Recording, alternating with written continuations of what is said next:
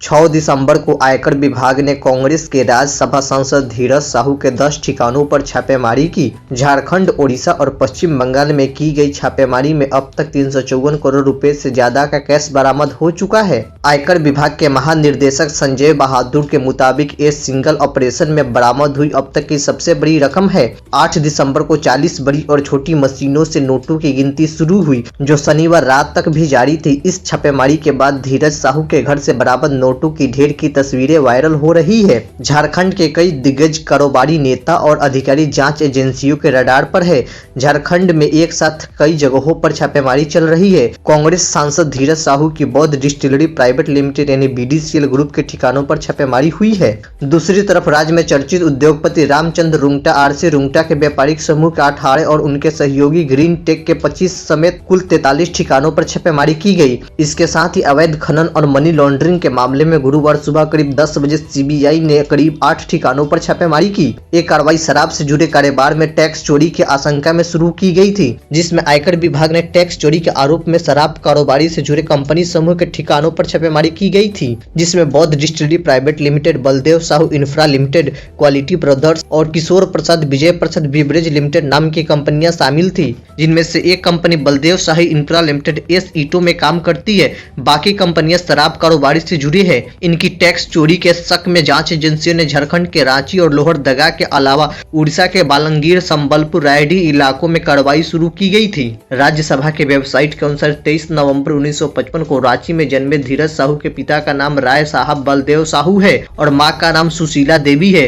वो 3 बार राज्यसभा सांसद रहे हैं। वे 2009 में राज्यसभा सांसद बने थे। जुलाई 2010 में वे फिर एक बार झारखंड से राज्यसभा सांसद चुने गए थे। तीसरी बार वे मई 2018 में राज्यसभा के लिए चुने गए थे। धीरज प्रसाद की अपनी वेबसाइट के अनुसार वे एक व्यापारिक परिवार से ताल्लुक रखते हैं। उनके पिता राय साहब बलदेव साहू अविभाजित बिहार के छोटे नागपुर से हैं और उन्होंने स्वतंत्रता की लड़ाई में हिस्सा लिया था। देश के आजाद होने के वक्त ही उनका परिवार कांग्रेस से जुड़ा रहा है। उन्होंने खुद 1977 में राजनीति में कदम रखा। वे लोहरदगा जिला यूथ कांग्रेस में शामिल रहे। उनके भाई शिव प्रसाद साहू रांची में 2 बार कांग्रेस के टिकट पर लोकसभा सांसद रहे। उन्होंने रांची के मारेवाड़ी कॉलेज में BA की पढ़ाई की और झारखंड के लोहरदगा में 2018 में राज्यसभा सांसद चुने जाने के प्रक्रिया में धीरज साहू ने जो हलफनामा दायर किया था, उनमें उन्होंने अपने संपत्ति 34.83 करोड़ बताई थी। उन्होंने 2.04 करोड़ चल संपत्ति होने का भी दावा किया था। हलफनामे के अनुसार उनके खिलाफ कोई आपराधिक मामला नहीं था।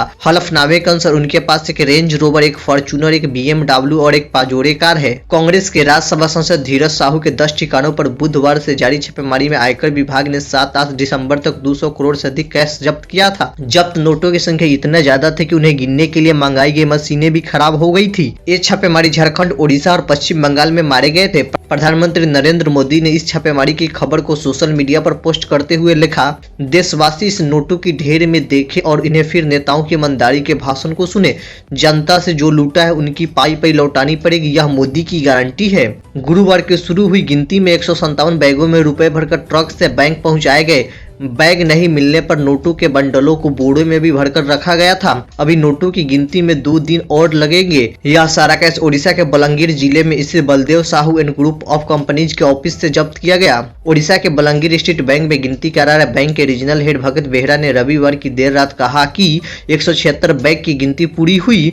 इनमें 305 करोड़ रुपए कैश मिला है। वहीं टिटलागढ़ से साहू ब्रदर्स के पार्टनर दीपक साहू व संजय साहू के आवास से 11 करोड़, संबलपुर में Baldev Sahu sons and group companies के शराब भट्टी से 37.50 करोड़ रुपए मिले। इन नोटों की गिनती संबलपुर स्टेट बैंक में चल रही है।